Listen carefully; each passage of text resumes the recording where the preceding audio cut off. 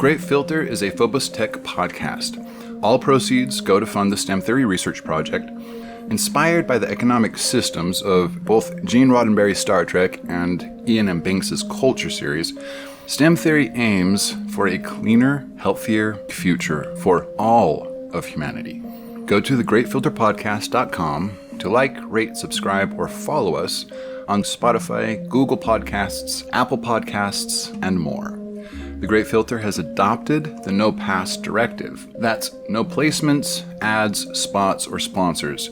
So check out the support link at thegreatfilterpodcast.com and consider becoming a monthly contributor. Options are as low as 99 cents per month. Thank you. Will we be the filtered or the filtrate? This is the Great Filter. Ultimately, our species' salvation hinges on mastering extraterrestrial survival. But what of the path we take to get there? So that was the kicker sentence I used for a Medium article I wrote. Now, Medium just had a contest. They launched it several months ago, and they had 4 topics. You could, choose any one of the topics as kind of a, like a prompt, right? So I think the 4 topics were, there was space, work, death, and reentry.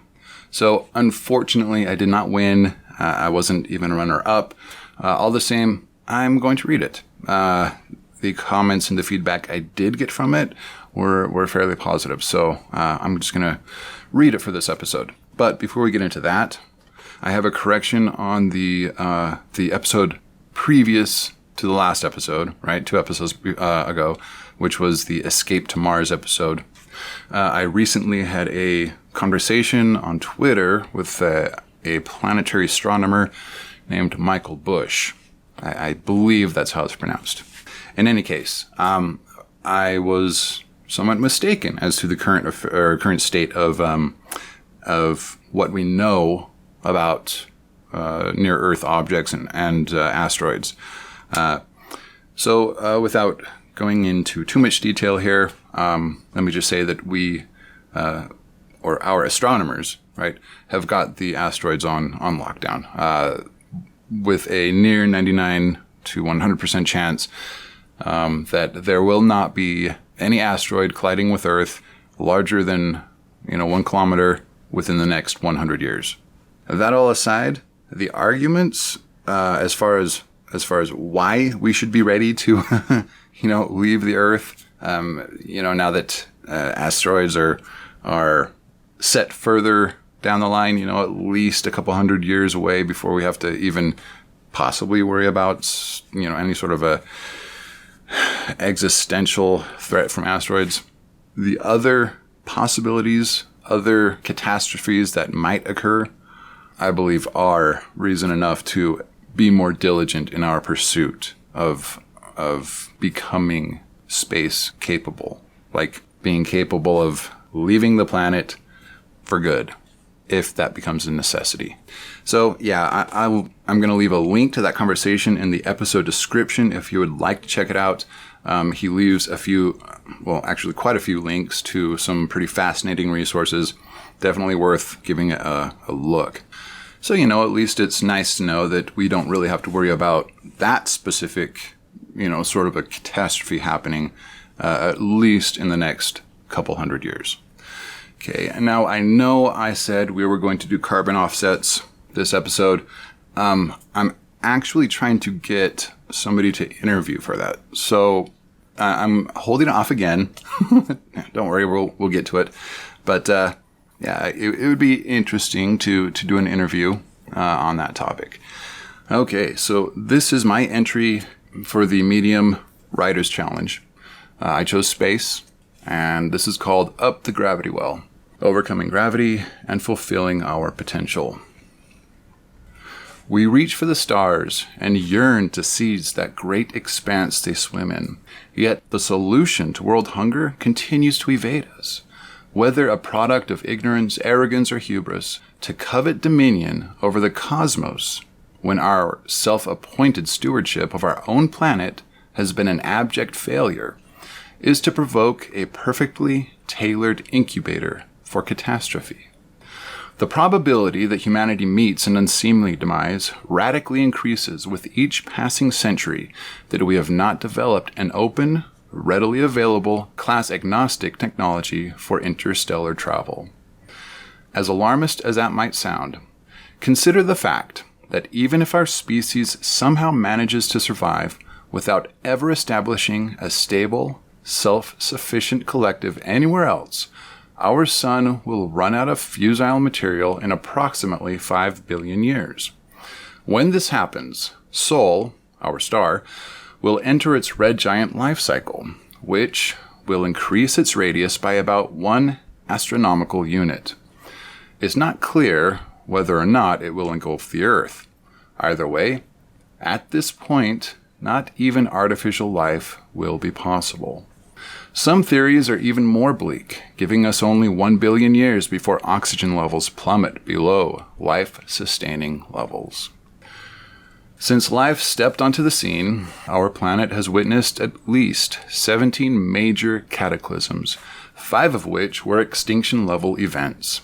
Fortunately, our solar system has settled down quite a lot since then, dramatically decreasing the probability of asteroid impacts. All the same, the probability that humanity will even last another 1 billion years anchored to Earth is infinitesimally small. Not to rub salt in a wound, but we haven't even touched on humanity's own designer threats, like nuclear weapons and global pandemics fueled by worldwide traveling capabilities. Hopeful visions of humanity. I absolutely love humanity. I believe we have what it takes to trek through the cosmos and ensure humanity's continued existence by seeding human colonies throughout the galaxy. Let us stand back for a moment and consider this from the outside, from a more objective point of view. We still struggle with war, disease, famine, hunger, homelessness, and corruption, to name a simple few. Our world is drenched in terrible ideas and notions of power and greed. Who are we to decide to pepper the galaxy with such things? Suppose we were to make contact with other sentient races. What is the likelihood that some group of radicals decide that our new friends fit the description of some ancient references to demonic entities? Suppose a scientific survey mission is sent out by an intergalactic supercorporation, and they discover a primitive proto-humanoid species. Suppose that this supercorp is lacking sufficient manpower in one of their mining efforts on another planet. What are the chances that these primitive humanoids are exploited or even enslaved? I would like to think that becoming spacefaring marks a specific graduation in the social and psychological evolution of a species, that traversing the universe is a rite of passage. I would like to believe that such an accomplishment says, we did it, we overcame our differences, expanded our horizons, and unified as the human supraorganism optima. We are ready to reach out, as we have already conquered ourselves inwardly. We have bested disease and sickness. We have vanquished hunger and war, and we are ready to take our first step out of infancy and into galactic adulthood. It would be nice if that were true. Alas, I would be remiss to allow myself to folly with such thoughts. Consider a world in which corruption, hunger, and criminal propensities have been conquered. Imagine that the inhabitants of this world found a way to replace the drives for wealth and power with that of health, happiness, and fulfillment.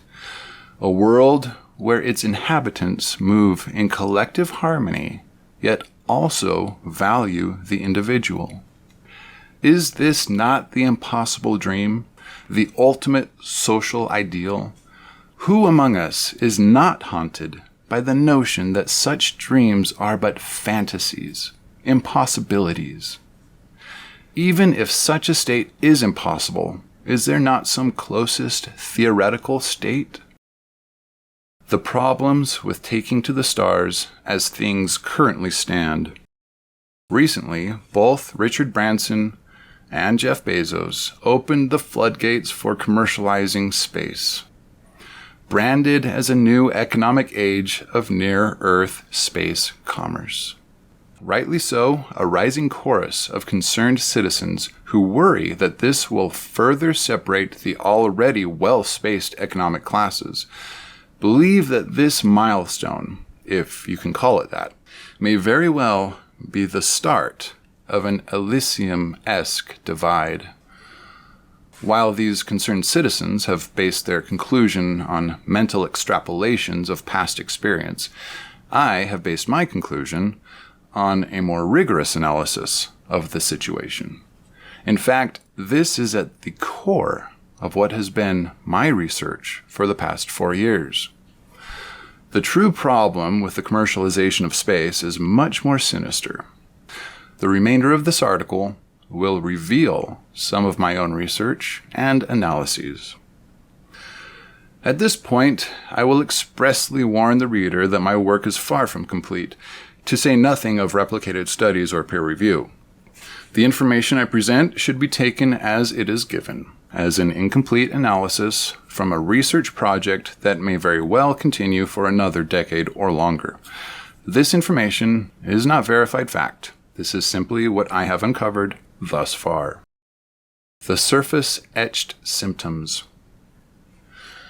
Allow me to quickly recite humanity's current ills, whether these are intentional acts of malice or results of negligent leaders. The fact is that these ills remain in full force today.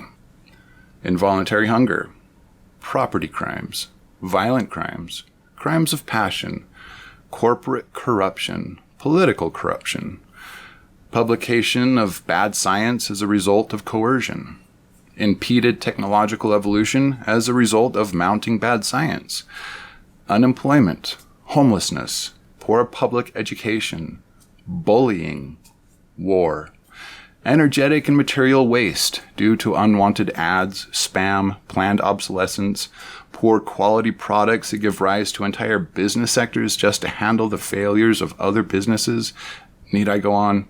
Pollution, slow governmental reactions to emergencies and other major environmental changes, etc., etc., etc. The list can obviously go on for quite some time.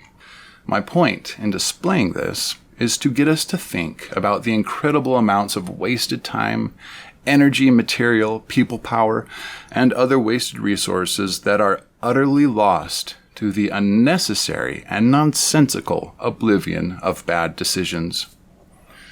I make this point to accentuate the incredible feats we have the means to accomplish, yet we don't, because we have diverted resources to patch up the holes made by foolish actions and greed-driven decisions. The underlying disease. As I mentioned previously, I have only been researching this full-time for about 4 years, but I have been studying, wondering, and gathering data for the 10 years before that. I could not bring myself to take this on as a full-time research project unless I was absolutely positive as to the core causes, and I had a fairly solid framework for a solution. As it turns out, the fundamental issue is a 2-part linchpin, partly based in the thermodynamics of our socioeconomic system and partly based in psychology, specifically in the psychology of what motivates us, the self-determination theory of motivation. The solution, as it turns out, is far simpler than one might expect. Be that as it is, the implementation of the solution is a fair bit more complicated than the solution itself. The underlying disease, as it were, orients itself around our use of money. This is actually a very interesting problem because, as it turns out, the economists touted, quote, 3 functions of money are the culprits, not so much money itself. 2 of the 3 functions of money fly directly in the face of 3 of the 4 laws of thermodynamics. So much so that nearly 80% of all labor and work performed is lost to an accelerated rate of entropy simply because of the use of money. Let me repeat that because this is well worth pointing out. Nearly 80% of all labor and work performed is lost to an accelerated rate of entropy simply because of the use of money. Now that is something to stop and think about. Consider how much we claim we cannot achieve because we, quote, don't have the funding. Wouldn't you say? Money's 3 functions are: 1. A store of value. Directly violates the first and second laws of thermodynamics. 2. A unit of account. No direct violation, but may violate depending on the methods and use of unit accounting. 3. A medium of exchange. Violates the first and second laws of thermodynamics. The other linchpin is psychological, but it's reared its head because of the effects of money having attempted to sidestep the unavoidable laws of thermodynamics. This boils down to an incredible lack of self-actualizing individuals. The proposed solution, pending necessary research. Let me make this very clear. My proposal, thus far, is not a silver bullet. In fact, I don't believe such a thing exists. My proposal merely reverses the incredible damage perpetrated by the 3 hailed functions of money and maximizes each individual's chances to become a self-actualizing individual. I will not spell it out here because, I cannot. My solution is a robust, yet intricate interweaving of psychology, economics, sociology, thermodynamics, and machine learning. Even at that, I have many years of simulations to finish to even begin to feel confident in my theory's potential. What I can say is, imagine a world where corruption is literally impossible. The entire motive force behind it doesn't even exist. Crime is reduced by 98% across the board. My analysis of the FBI's crime statistics indicates that over 90% of all crime is financially motivated. Go figure. Companies are no longer pressured by investors to cut corners and release their product early because such pressures would simply not exist. Bad science would still happen, but it would be few and far between. This alone is capable of accelerating our technological advancements by orders of magnitude. Self-actualizing individuals would begin to pepper the globe, theoretically increasing productivity, harmony, social cohesion, product quality, happiness, and a sense of collective purpose.